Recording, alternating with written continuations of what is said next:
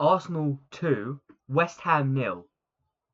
And that is why I said in the preview we had to win.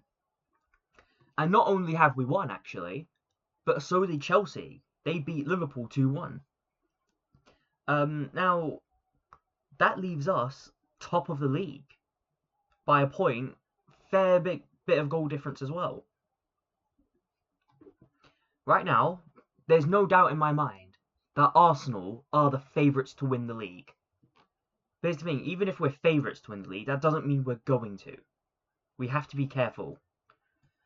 But the big thing right now is picking up as many points as we can. Checking the next game now because I can't even remember. Now the next game is Fulham away. And that's another curse that we have to break. Think about that for a second. How many curses have we broken now? We've broken the Newcastle curse. Then after that we broke the Olympiacos curse. Today we've broken the West Ham curse. And after international break, we're going to have to break the Fulham curse. There's a lot of curses that we've had. I didn't really recognize it until I've now had to say it. But regardless, we've been breaking curses left, right, back and centre. This should be another curse that we will break. It should be. This Arsenal team is something completely different now. It's almost unrecognisable, and we have Andre Berta to thank for this. As for the game itself, we missed quite a lot of chances, in all fairness. We could have been a good 4-0 up, really, by the end of the game. I don't think 4-0 would have been unjust. We were absolutely all over them. I want to quickly, actually, take a look at the football stats here. Yeah, let's bring the stats up. Let's have a look at this. 2.77 XG. Wow. 21 shots. But here's where we caught up. 5 on target. We got to make these shots a little bit more lethal. But overall, 68% possession. I thought it was more, if I'm honest. 8 corners. All I have to say is, wow, we absolutely obliterated them.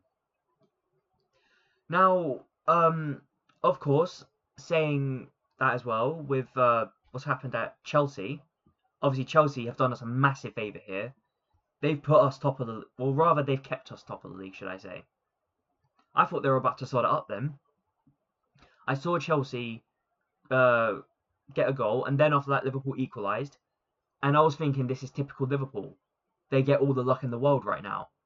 But it seems the opposite is happening now. Now they're the ones conceding the late winners.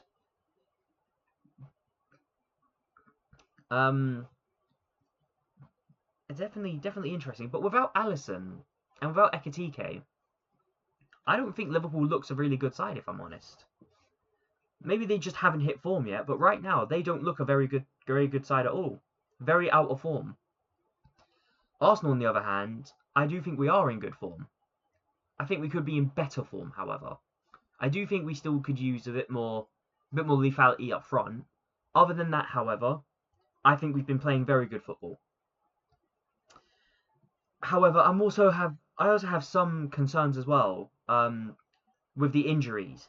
And the listed injuries are Martin Odegaard, of course, and Declan Rice as well.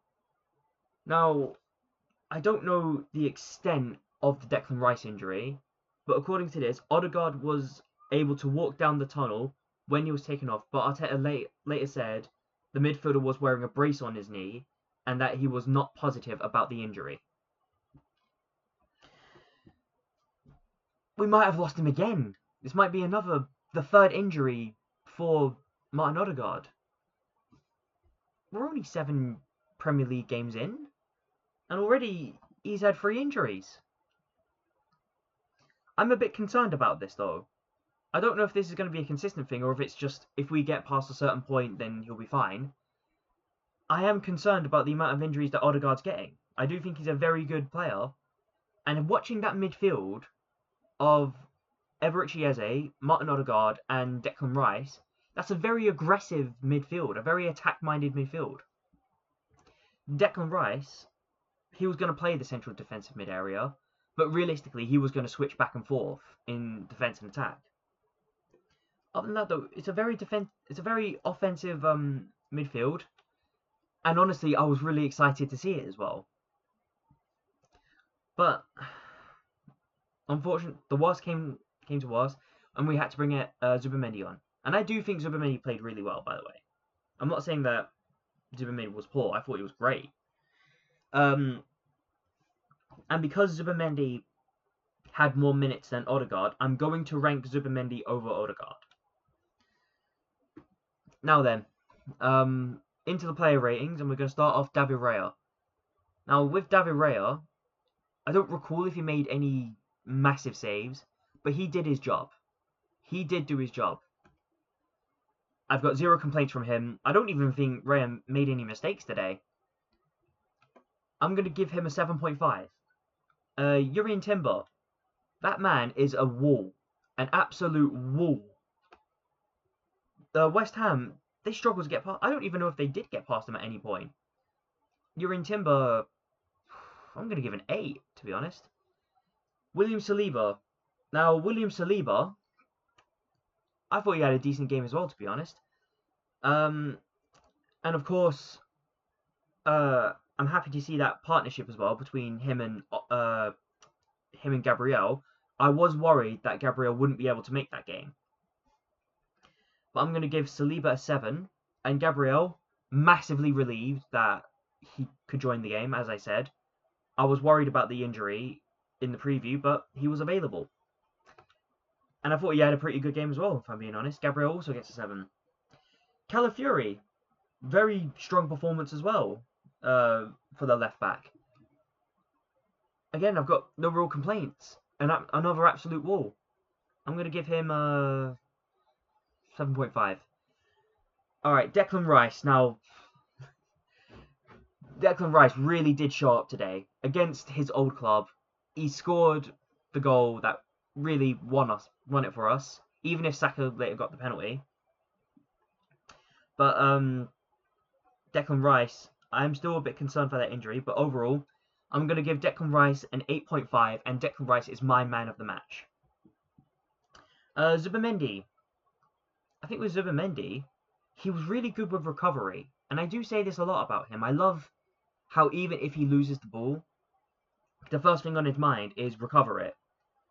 I can't recall any time he was really beaten. And to be honest, I don't think anyone was really beaten all that much. It wasn't really I was never really uncomfortable with West Ham. Not at any point, really. Zubimendi, I'm going to give a 7. Eberechi Eze, I think he could have scored a goal, if I'm honest.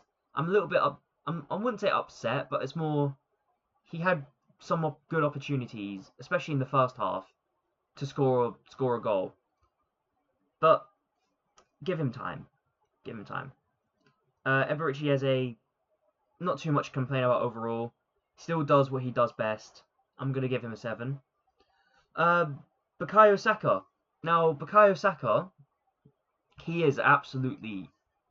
I'm so glad to have him. I genuinely am. He makes our attack that much more dangerous. They were having absolute nightmares with him, especially when it wasn't 2-on-1. If it wasn't 2-on-1 against Bukayo Saka, they seriously struggled.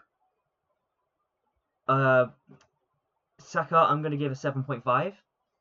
Trossard had a decent game, to be fair. I can't think of too much he did wrong either. I'll give him a 7. Gyökeres. Now, with Gyökeres, he's got to... I'm saying this now, he's got to score. I know we're not really playing to his strengths a lot, but I think there were a few times in that where he could have actually scored, and he just didn't. But overall, he did bully defenders. He did cause a lot of trouble for West Ham, and he was very, very good in the overall build-up. I'm just a bit concerned with the lack of finishing, especially considered that's what we signed Gyökeres for. Maybe this is just an adapting kind of thing. At least I hope it's an adapting kind of thing. We'll see where he is come a few months. Victor Gyökeres, I'm going to give 6.5. Now the fans. If I'm being honest with the fans, I thought we did decently. Not horrible. We were loud when we needed to be, quiet when we could be. But overall, I'd say the fans, I'd give them about a 7 as well. Mikel Arteta, I don't think he got anything wrong today, if I'm honest. I can't think of one thing Arteta got wrong. It just worked out for us so perfectly. And of course, the only thing that I'm concerned about again is the Declan Rice and the Odegaard injuries. But let's be honest, most of us would have done it. Even I said in my preview, I believe, that I would have started Odegaard. Mikel Arteta, I'm going to give a 9. Referee, I don't think it was a very good performance from the referee, really. I wasn't really entertained by the referee. He gets a 3. But there you go.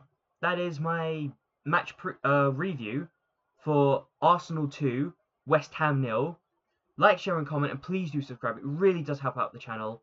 And I will see you guys for the match preview for Fulham versus Arsenal. Goodbye for now.